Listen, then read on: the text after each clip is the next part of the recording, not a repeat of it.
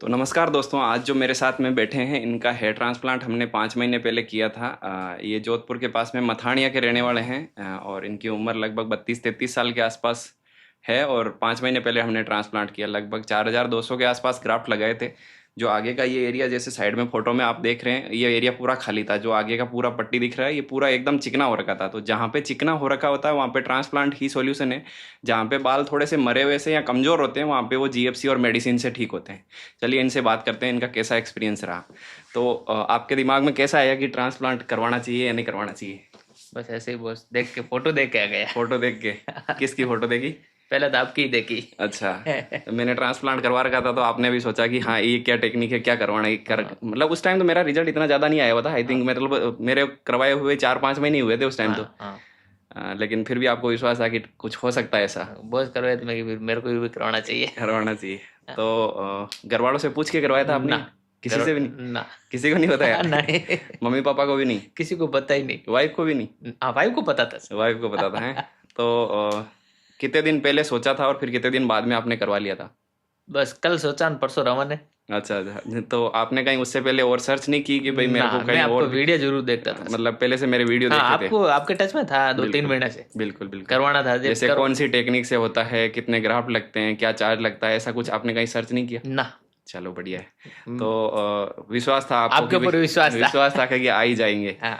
तो जैसे करवाया उस टाइम, जैसे जो साथ में आए थे या फिर जिन लोगों से आपने बात करी कि भाई करवाना चाहिए नहीं करवाना चाहिए, तो उन्होंने कैसा रेस्पॉन्स दिया कि इसका रिजल्ट रहता है कि नहीं रहता है, ऐसा कुछ? नहीं, अच्छा रहता। मेरे डॉक्टर साहब को भी पूछा कि करवाना चाहिए, डॉक्टर साहब ने बोला करवा दे, करवा अच्छा दे। है। ठीक है ठीक है।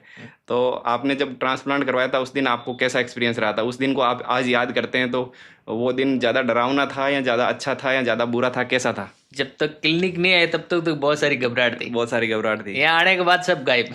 हाँ। तो ट्रांसप्लांट कितने बजे स्टार्ट किया था हमने?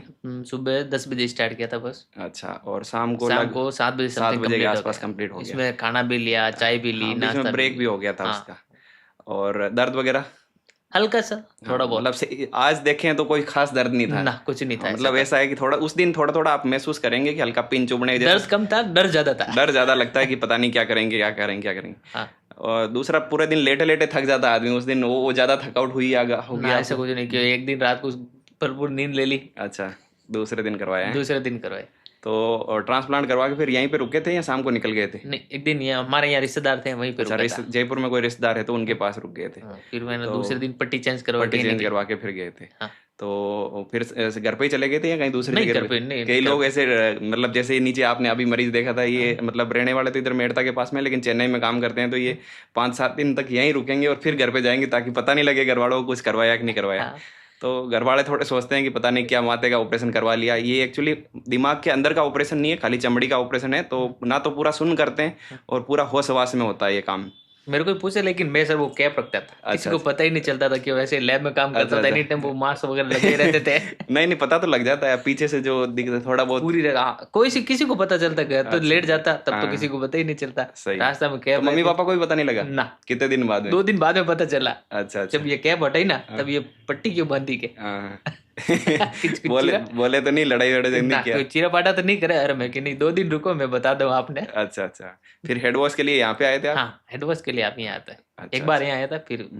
बाकी फिर जीएफसी वगैरह आपने जो है वो अपने, मैंने हम्म, समझाई थी वैसे घर पे ही ले ली? हाँ, घर पे ली।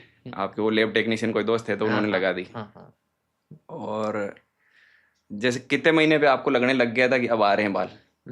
3 महीने बाद में। 3 महीने बाद में 3 धीरे महीने धीरे? तक तो सेटिंग पे तीन था। महीने तक तो ऐसा लगा गिर कि रहे थे, जा रहे सब हैं लोग जा यही रहे बोल हैं। रहे हैं कि कहा क्या करवा लिया तूने, फेल हो गया, ये सक्सेस थोड़ी होते हैं, ये तो गिर जाते हैं। हाँ तो दोस्तों, जो 15 दिन से शुरू होती है शेडिंग फेज और 2.5 महीने तक शेडिंग फेज होता है। जैसे अपन घर पे पौधे लगाते हैं तो एक बार उस पौधे की सारी पत्तियां खिर जाती है, वैसे ही जो ये अपने ट्रांसप्लांटेड बाल होते हैं, इनका ऊपर का डंठल होता है वो गिर जाता है और अंदर जड़ होती है वो अंदर रहती है। फिर वो 2.5-3 महीने के आसपास वापस फूट के बाहर आती है।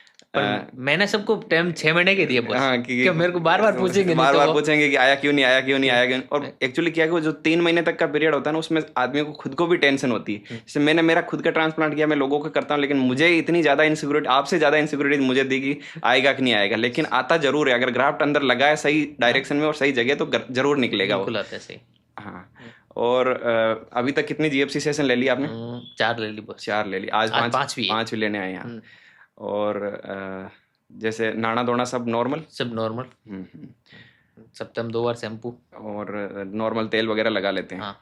और आप जैसे जिनका हेयर लॉस हो रखा है, जैसे आगे का जो ये एरिया होता है वो पूरा खाली है, तो आप उनको क्या सलाह देंगे कि मैं करो? तो बोलूँ डायरेक्ट दूसरे चक्कर में पड़ो, मैं डायरेक्ट ट्रांसप्लांट कराओ। ट्रांसप्लांट, क्यों, क्योंकि मैं पहले पढ़ चुका हूँ बस। आपने क्या क्या ट्रीटमेंट लिया था जैसे मैंने ये ये बाल सब ये मिनोक्सिडिल ली थी, टेबलेट भी ली थी, फिनाक्सटेल, ये 5-6 महीने खाई। फिर बाद में डॉक्टर साहब ने बोला कि ये मत खाओ यार। मैंने इसे जोधपुर लॉन्ग के डॉक्टर को दिखाया। एक्चुअली क्या है कि जीएफसी, फिनेस्ट्राइड, मिनोक्सिडिल ये काम करती है, लेकिन पतले और दुबले बालों पे काम करती है। जो एरिया चिकना हो चुका है ना, वहां पे तो बीज ही नहीं है, तो बीज नहीं हो गया तो कैसे ग्रो करेगा? खाद डालने से फसल थोड़ी होती है, अपन बीज डालेंगे तभी होएगा वो। तभी होगा। तो ट्रांसप्लांट में क्या करते हैं, बीज लगा देते हैं और फिर वो ग्रो कर जाता है वहां पे। जैसे और भी कोई देसी तरीके अपनाए आपने? जैसे मैंने सब बहुत, ये कोई जड़ी बूटी का कोई तेल आता है, जड़ी आदिवासी तेल वो भी लेके आया। वो भी लगा, एक सीरम आता है, उन्होंने वो भी दिया। नारियल तेल वगैरह, ये क्या ओनियन तेल वगैरह भी आते हैं कुछ। हाँ। तो ये सब चीजें काम करती नहीं है। अगर एरिया चिकना हो चुका है तो नहीं काम करेगा। अगर कमजोर है तो जरूर थोड़े दिन आपको रुवाड़ी टाइप के दिखेंगे, लेकिन वो एट द एंड वो चले जाएंगे। 2013 से मैं सब बालों का ट्रीटमेंट ले रहा था। 2013 में लिया, 16 में शादी थी, तब 2 साल मेरे के बाल अच्छे कर लो। अच्छा कर लो। वही नहीं। तो अभी क्या बोलते हैं घर वाले और सब विश्वास कर रहे हैं कि आगे? अब उनको विश्वास हो गया, बाल आ गए। बाल आ गए। तो आपको क्या लगता है कि आपको जवान फील कर रहे हैं या फिर मेरी आवाज है जैसे ऐसे बोले ये 10 साल कम हो गई। लोग वाह क्या कि जब बाल वापस आते हैं ना, तो देखने वालों को भी एक बार तो पहचानने में दिक्कत आ जाती है। अगर जो आदमी आपको 6 महीने पहले देखा होगा ना, तो वो आपको बोलेगा कि आदमी दूसरा है ये। कोई देखते हैं सर, ये धीरे धीरे नेचुरल होएगा। जैसे अभी 5 महीने हुए इनके, तो 5 महीने पे 50% रिजल्ट होता है, 9-10 महीने पे पूरा 100% रिजल्ट होता है। जैसे मेरा जो ट्रांसप्लांट हुआ है 24 अप्रैल 2025 को हुआ था, और अभी लगभग 9-10 महीने 10 महीने होने वाले हैं। ये 24 तारीख आएगी, 10 महीने हो जाएंगे। 10 महीने के हिसाब से एकदम नेचुरल लग रहा है। तो इनका भी अभी 5 महीने और बाकी है। एक बार मैंने जी कटिंग करवा ली। हाँ, अब कटिंग मत कराओ, इनको लंबाई रखो। रोज के 5-10 बाल गिरना नॉर्मल है। वो अपन छोटे रखते हैं तो भी गिरते हैं, लंबे रखते हैं तो भी गिरते हैं। तो कटवाने नहीं, लंबे होने दो इनको, ठीक है?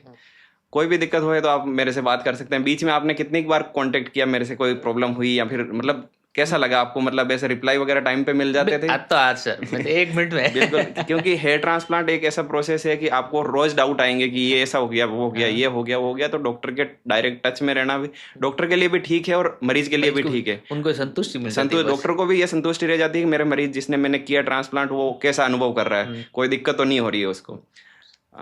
और जैसे शुरुआत के जो 7-8 दिन थे उनमें थोड़ा बहुत दर्द भी रहा होगा।